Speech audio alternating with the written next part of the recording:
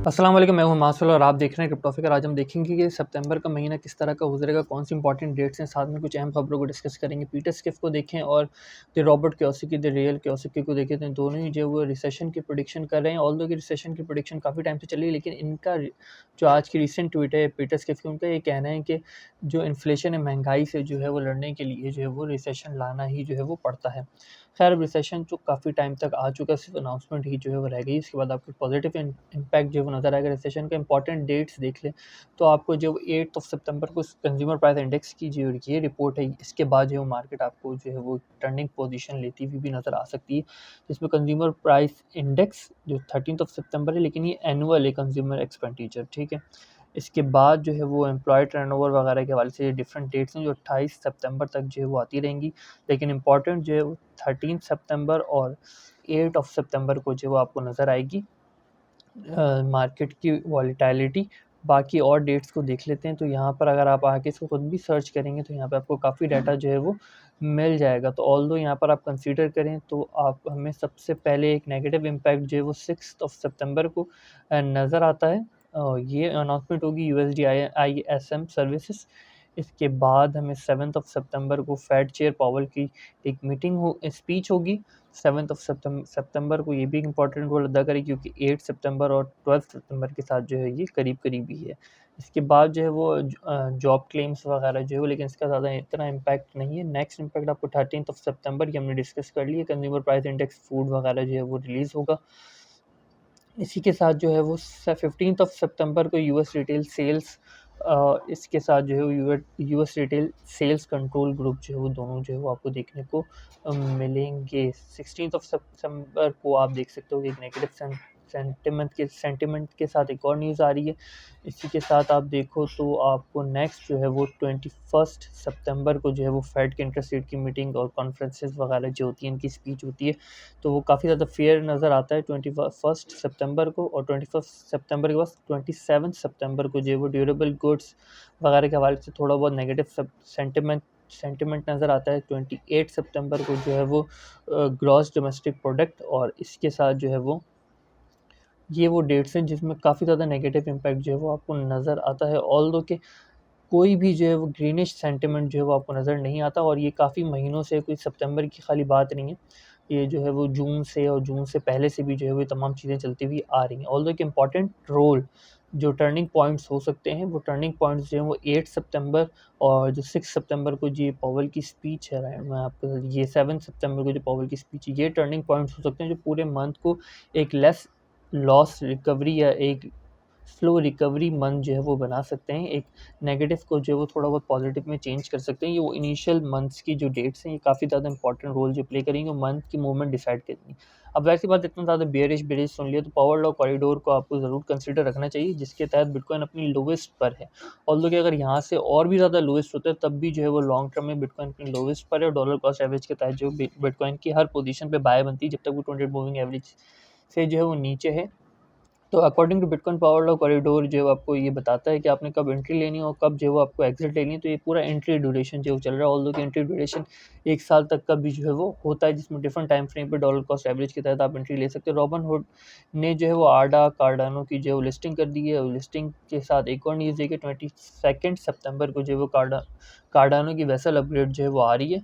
तो by the rumour cell the news वाली situation आप इसके साथ कर सकते हैं।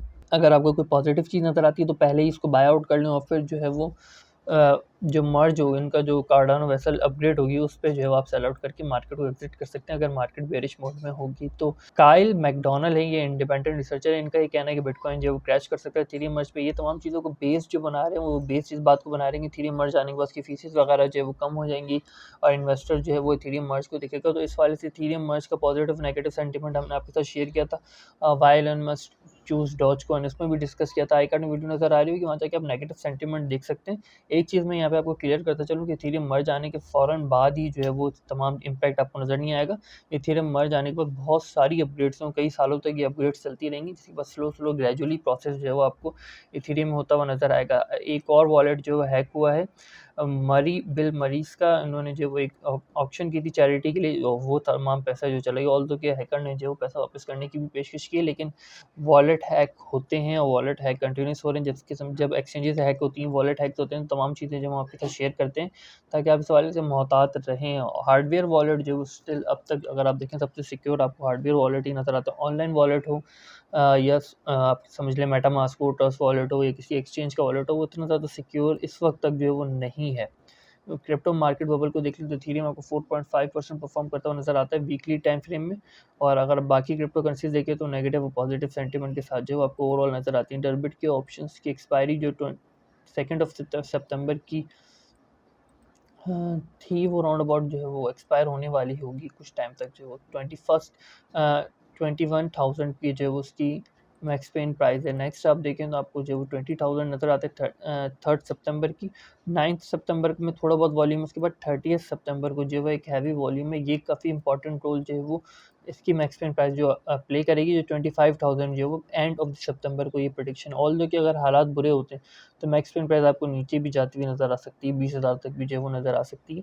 मैक्स पेन प्राइस भी जो है वो बिटकॉइन की एक्चुअल प्राइस की तरफ जो है वो जाती है at the end of the expiry. अगर आप देखें फ्यूचर इंडिसेस तो मिक्स आपको नज़र आता है, कुछ जो है वो रिकवरी कर रहे हैं, कुछ जो है नेगेटिव है। अगर आप मेजर इंडिसेस देखें तो वो आपको एक रिकवरी सेंटिमेंट में जो क्लोज होते हुए नज़र आए, उसका रिकवरी पोजीशन भी जो है वो देख लेते हैं। ऑल्दो कि यहाँ पर आप देखें तो 2 सितंबर को ये पोजीशन आपको नज़र आती है। इसके बाद आपको इस तरीके से जो है वो क्लोज होता नज़र आता है। ये वो रिकवरी ड्यूरेशन है। यहाँ से इसने बाउंस बैक किया, फिर दोबारा से इसी पोजीशन पर आके जो वो स्टक हो गया है। अब ज़रा इसी चीज़ को देख लें, 3924 है। तो फ्यूचर इंडिसेस जो है वो आपको वो भी जो है वो इसी पोजीशन में क्लोज होते हुए नज़र आए। ऑल्दो कि थोड़ी बहुत रिकवरी जो है उन्होंने ली है, लेकिन ये तकरीबन एक दिन 16 घंटे बाद जो फ्यूचर इंडिसेस खुलेंगे और फ्यूचर इंडिसेस के इस रेंज में ज़्यादातर रहने के चांसेस होंगे कि नेक्स्ट ओपनिंग तक। ऑल्दो कि यहाँ से अगर क्रैश आउट करते हैं, यहाँ से रिकवरी ले लेते हैं, तो उसका काफ़ी अच्छा इम्पैक्ट जो है वो आपको S&P 500 इंडेक्स में देखने को मिलेगा। अगर बिटकॉइन को देख लें तो 1980 पे जो है वो 870 पे जो है वो S&P 500 बिटकॉइन का जो CME फ्यूचर्स की क्लोजिंग है वो हुई है। इसकी ओपनिंग भी मैं आपके साथ शेयर करता चलूँ, तकरीबन एक दिन 16 घंटे बाद है। तो आपको यहाँ पे एक रीजन नज़र आता है। ऑल्दो कि अगर एक अपर गैप के साथ खुलता है फिर तो एक अच्छी पोजीशन होगी, लेकिन अगर एक लोअर गैप क्रिएट हो जाता है और एक बड़ा लोअर गैप क्रिएट होता है तो मार्केट काफ़ी ज़्यादा जो है वो आपको नेगेटिव सेंटिमेंट में भी नज़र आ सकती है। ऑल्दो कि यही वो रेंजेस होंगी जो वीकली की रेंजेस होती हैं। 1549 इथेरियम की होगी और बिटकॉइन की जो है वो 17870 है। अब अगर कोई खासी फंडामेंटल न्यूज़ नहीं आती तब आपको बिटकॉइन जो है वो इसी प्राइस रेंज में जो है वो तकरीबन एक दिन 16 घंटे जो है वो वेरिएट करता हुआ नज़र आएगा और लॉन्ग एंड शॉर्ट्स को लिक्विडेट करेगा।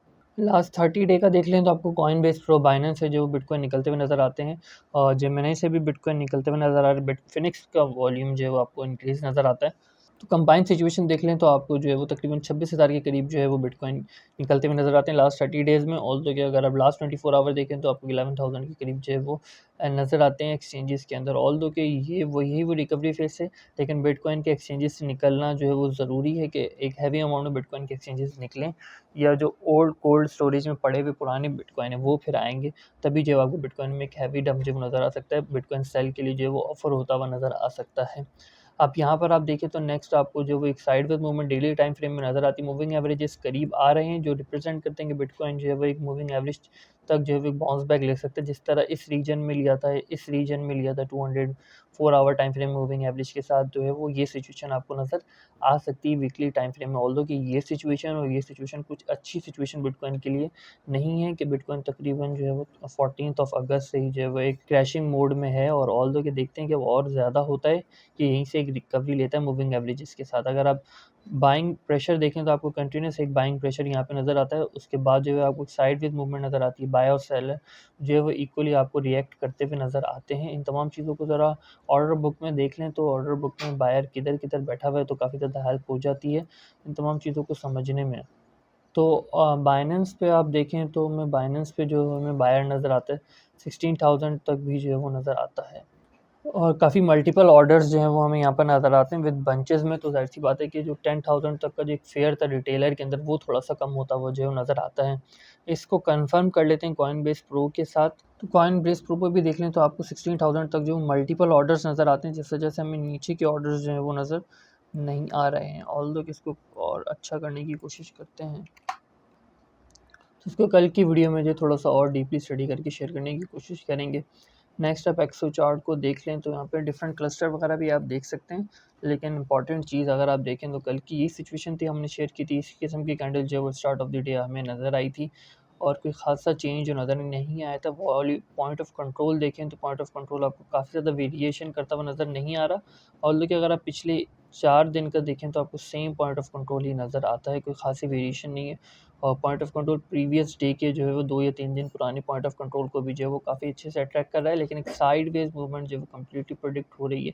और बिटकॉइन के लिए कुछ ऊपर जाने की अपॉर्चुनिटी जो है वो नेक्स्ट बिटकॉइन का जो है वो 20,600 और जो है वो तकरीबन 21,500 जो है वो बिटकॉइन के लिए फिजिबल रेंजेस जो है वो नज़र आती हैं। अगर बिटकॉइन यहाँ से रिकवरी करता है तो, ऑल्दो कि अगर यहाँ से नीचे जाता है तो फिर ज़ाहिर सी बात है 16,000 तक जो है वो बिटकॉइन के लिए बायर्स जो है वो नज़र आते हैं। मल्टीपल जो है वो रेंजेस के साथ यहाँ पर हमने इसको जो है वो शेयर किया है, ऑल्दो कि रेंजेस जो है वो काफ़ी ज़्यादा ब्रेक डाउन कर दिए हैं इन्होंने जो है वो बायर्स ने, तो एक अच्छी बाइंग अपॉर्चुनिटी जो है वो बायर्स देख रहे हैं।